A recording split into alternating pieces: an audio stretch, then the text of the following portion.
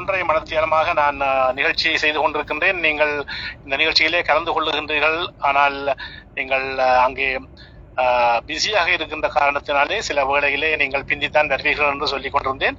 இப்பொழுது நீங்கள் வந்துவிட்டீர்கள். ஆகவே நாங்கள் வீடியோவுக்கு செல்லுகின்றேன் இப்பொழுது. ஓகே அண்ணா. ஓகே.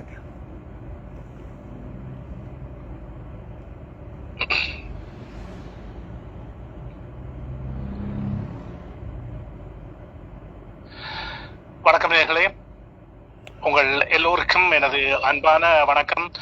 சேனா பாஸ்கரன் உங்களோடு இணைந்து கொள்ளுகின்றேன். இந்த வேளையிலே சாவகச்சி அந்த வைத்தியசாலையிலே MS ஆக கடமையாற்றியவர் திரு அர்ச்சனா ராமநாதன் அவர்கள் கலந்திருக்கின்றார். வணக்கம் அர்ச்சனா. வணக்கம் அண்ணா. இந்த நிகழ்ச்சியை கேட்டுக்கொண்டிருக்கின்ற எனது வணக்கம் அர்ச்சனா. தமிழ் மக்களுக்கு காலை வணக்கம். எஸ், நான் பேசுவது உங்களுக்கு கேட்கவில்லையா? நீங்கள் பேசுற எனக்கு தெளிவாக கேட்கிறது. நான் பேசுவது உங்களுக்கு கேட்கின்றதா? ஆமா, நிச்சயமாக. நீங்கள் இன்று முழுவதும் நீங்கள் பிஸியாக இருக்கின்றேன் என்று அறிந்து நீங்கள் பேசுவது கேட்கின்றது. நீங்கள் பேசுங்கள், தொடர்ந்து பேசுங்கள். ஓகே அண்ணா. ஓகே, சொல்லுங்க. என்ன நான் என்ன கேட்க, நீங்க என்ன கேட்க? நீங்கள் உங்களுக்காக மக்கள் நீண்ட நேரம் காத்திருந்தார்கள். அதாவது 1 மணித்தியாலத்துக்கு ஏறக்குறைய 1 மணித்தியாலமாக நான் கூறிக்கொண்டிருந்தேன் நீங்கள் இங்கே வருவீர்கள் என்று.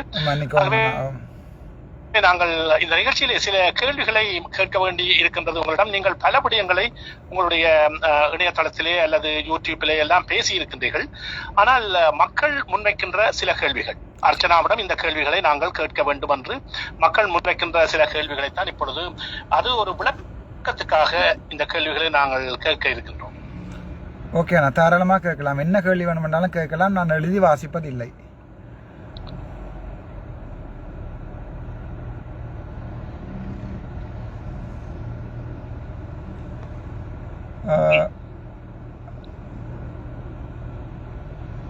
சரி சரி. நீங்கள் சாவகச்சேரி வைத்தியசாலையிலே முன்பு MS ஆக வருவதற்கு முன்பும் சில வருடங்கள் பணியாற்றி இருந்தீர்கள்.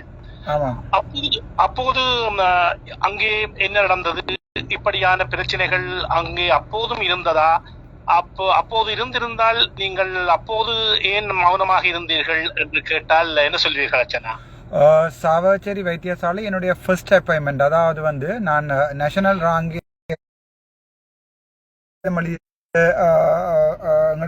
அதாவது கழிவுகள் வெளியேற்றம் அது சம்பந்தமாக கூட நான் அந்த நேரம் என்னுடைய ஃபேஸ்புக்கில் போய் 2021 பார்க்கக்கூடியவர்கள் யாராவது இருந்தால், மெமரிஸுக்கு போயிருந்தால் பார்க்கக்கூடியவர் இருந்தால் நீங்கள் பார்க்கலாம். கழிவேற்றுகள் சம்பந்தமாக பிரச்சனைப்பட்டிருக்கிறேன். வைத்தியசாலையில் உள்ள இளநியை வெட்டி கொண்டு காரில் MS வைத்து கொண்டு போகிறான்னு சொல்லி கூட நான் ஃபேஸ்புக்கில் எழுதியிருக்கிறேன். அது தவிர பல வகையான பிரச்சனைகள், மெடிக்கல் ஆஃபீஸர் சம்பந்தமாக எல்லா விஷயங்களும் நான் நேரிட்டு கதைத்தபடியாக தான் 2021 மார்ச் ஃபோர்ஸ்ஃபுல்லாக என்ன டிரான்ஸ்ஃபர் அனுப்பினவர்கள். அதாவது நான் இந்த நிலைமைக்கு வர வித்துட்டவர்கள் தயாலினி மகேந்திரன் மற்றது கேதீஸ்வரன் ஆகிய வைத்தியர்கள். இவர்கள் என்னுடைய E-கோட் எக்ஸாம், E-பார் எக்ஸாம் கூட எழுதவிடவில்லை. என்னுடைய இன்க்ரிமெண்ட் கூட சைன் பண்ணவில்லை. என்னுடைய இன்க்ரிமெண்ட் ஃபார்மில் கூட எல்லா எழுதவுமே நான் ஒரு குறையானவன் என்று சொல்லி எழுதி என்னை பழிவாங்கி இருக்கிறார்கள். அதுக்குரிய ஆதாரங்கள் தாராளமாக என்னிடம் இருக்கிறது, தரலாம். அப்போதே நான் குரல் எழுப்பினேன். அப்போது என்னுடைய